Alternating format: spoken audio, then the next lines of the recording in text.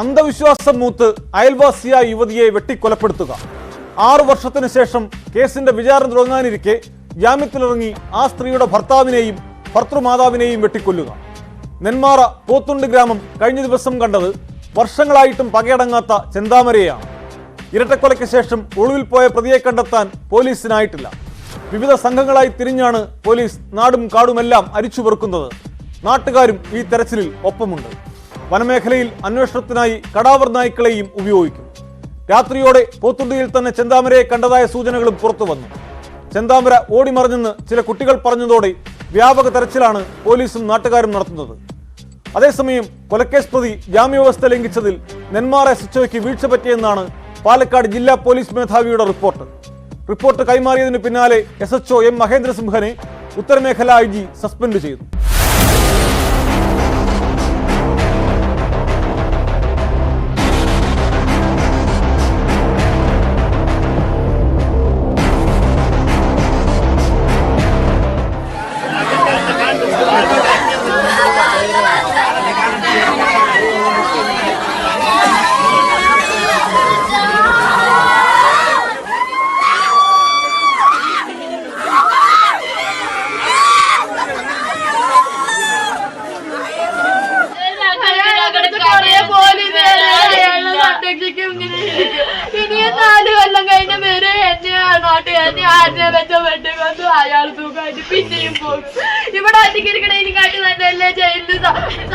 രണ്ടായിരത്തി 2019 ഈ പെൺകുട്ടികൾക്ക് അമ്മയെ നഷ്ടമായത്.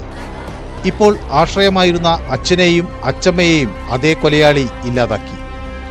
ഇവരുടെ അലമുറ ഒരു നാടിനെ മുഴുവൻ കണ്ണീരിലാക്കുകയാണ്. പോലീസിന്റെ ഗുരുതര വീഴ്ചയാണ് ഇവരെ അനാഥരാക്കിയത്. ചെന്താമര എന്ന കൊടും കുറ്റവാളി എന്തിനാണ് തങ്ങളുടെ കുടുംബത്തെ ഇല്ലാതാക്കിയതെന്ന് ഇവർക്കറിയില്ല.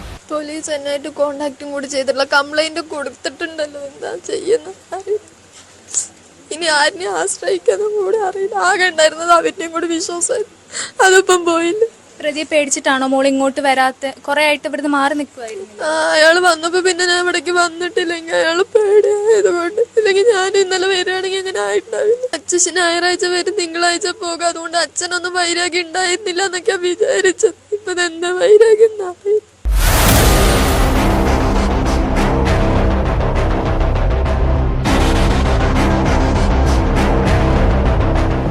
ഇരട്ടക്കൊലപാതകം നടന്ന് 2 പകൽ പിന്നിട്ടിട്ടും പ്രതി ചെന്താമരയെ കണ്ടെത്താൻ പോലീസിനായിട്ടില്ല. പാലക്കാട് നഗരത്തിൽ പ്രതിയുണ്ട് എന്ന ചില സൂചനകൾ വന്നെങ്കിലും സ്ഥിരീകരിക്കാൻ ആയിട്ടില്ല. ആദ്യ കൊലപാതകത്തിനു ശേഷം പ്രതി ഒളിച്ചിരുന്ന അറക്കമല, പട്ടിമല എന്നിവിടങ്ങളിൽ 20 പേരടങ്ങുന്ന 3 സംഘങ്ങളായി പോലീസ് തിരച്ചിൽ നടത്തുകയാണ്. ഡ്രോൺ അടക്കം ഉപയോഗിച്ചാണ് പരിശോധന. സ്കൂബ ഡൈവിംഗ് സംഘം പ്രദേശത്തെ കുളത്തിലും തിരച്ചിൽ നടത്തി. കടാവർ നായ്ക്കളെയും തിരച്ചിലിന് എത്തിക്കും. ഇതിനിടയിൽ കോഴിക്കോട് തിരുവമ്പാടിയിൽ ചെന്താമരയുടെ ഒരു ഫോൺ ഓണായിരുന്നു. എന്നാൽ ഇയാളിത് മുമ്പ് വിറ്റ ഫോണാണെന്നാണ് പോലീസിന്റെ വിശദീകരണം. തിരുവമ്പാടിയിലെ ക്വാറിയിൽ ചെന്താമര മുൻപ് ജോലി ചെയ്തിരുന്നതിനാൽ ഈ മേഖലയിലെല്ലാം പോലീസ് അന്വേഷണം നടക്കുന്നുണ്ട്. പ്രതിയിലേക്ക് നയിച്ച നിർണായക വിവരങ്ങൾ ലഭിച്ചിട്ടുണ്ടെന്നും അതിന്റെ അടിസ്ഥാനത്തിൽ തിരച്ചിൽ വ്യാപിപ്പിച്ചതായും അന്വേഷണ സംഘം പറഞ്ഞു. കാർഡാണ് ഉപയോഗിച്ചത്. പിന്നെ ഇയാളുടെ സിം ഉപയോഗിച്ചിട്ട് മറ്റു ഫോണുകളിൽ വെച്ചിട്ട് അത് സംസാരിച്ചിട്ടുണ്ട്. സോ അത് നമുക്ക് IMR വെരിഫിക്കേഷൻ ചെയ്തിട്ട് അങ്ങനെയാണ് മനസ്സിലായത്. സോ ആ എല്ലാം ഫോൺ നമ്പറിന്റെ ഡീറ്റെയിൽസ് ഞങ്ങൾ എടുത്തിട്ട് അതിന്റെ പരിശോധന ചെയ്തു. ഒരു നാടാകെ പരാതി നൽകിയിട്ടും സുരക്ഷ ഉറപ്പാക്കാൻ പോലീസ് നടപടിയെടുക്കാത്തതാണ് ഇരട്ടക്കൊലയ്ക്ക് കാരണമായത്. ചെന്താമര എവിടെയാണെന്നറിയാതെ പോലീസ് പരക്കം പായുമ്പോൾ ഈ അവസ്ഥയിൽ എത്തിയതിന്റെ ഉത്തരവാദിത്വം അവർക്ക് തന്നെയാണ്. കൊലക്കേസ് ഉൾപ്പെടെയുള്ള ഗുരുതര കുറ്റകൃത്യങ്ങളിൽ ഉൾപ്പെട്ട പ്രതികൾ പുറത്തിറങ്ങിയാൽ അവരെ സ്ഥിരമായി സ്പെഷ്യൽ ബ്രാഞ്ച് നിരീക്ഷിക്കണമെന്ന DGPയുടെ നിർദ്ദേശം നിലവിലുണ്ട്. എന്നാൽ ഇക്കാര്യത്തിൽ അതുണ്ടായില്ല. ചെന്താമര ജാമ്യവ്യവസ്ഥ ലംഘിച്ച് സംഭവം നടന്ന പ്രദേശത്തെത്തിയപ്പോഴേ അറസ്റ്റ് ചെയ്യണമായിരുന്നു. സൈക്കോ കുറ്റവാളി എന്ന് ബോധ്യമുള്ള സാഹചര്യത്തിൽ പ്രോസിക്യൂട്ടർ ഇക്കാര്യത്തെ സംബന്ധിച്ച് പോലീസ് റിപ്പോർട്ട് നൽകുകയും ജാമ്യം റദ്ദാക്കാൻ നടപടി സ്വീകരിക്കുകയും വേണമായിരുന്നു. എന്നാൽ ഇതൊന്നും ചെന്താമരയുടെ കാര്യത്തിലുണ്ടായില്ല.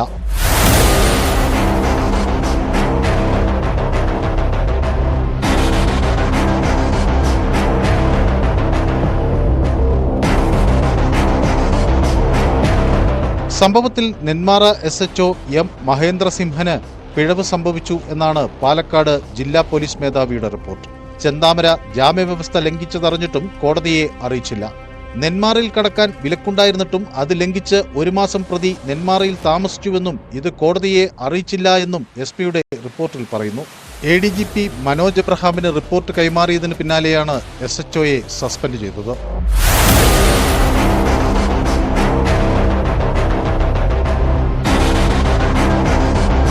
അതേസമയം ചെന്താമരയുടെ അറസ്റ്റ് വൈകുന്നതിൽ കടുത്ത ആശങ്കയിലാണ് നാട്ടുകാർ.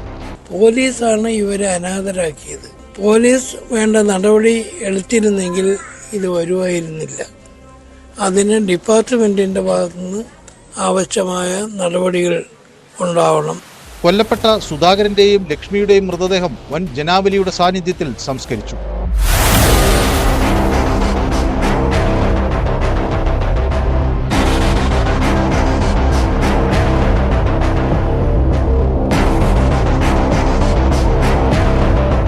News 18 പാലക്കാട്.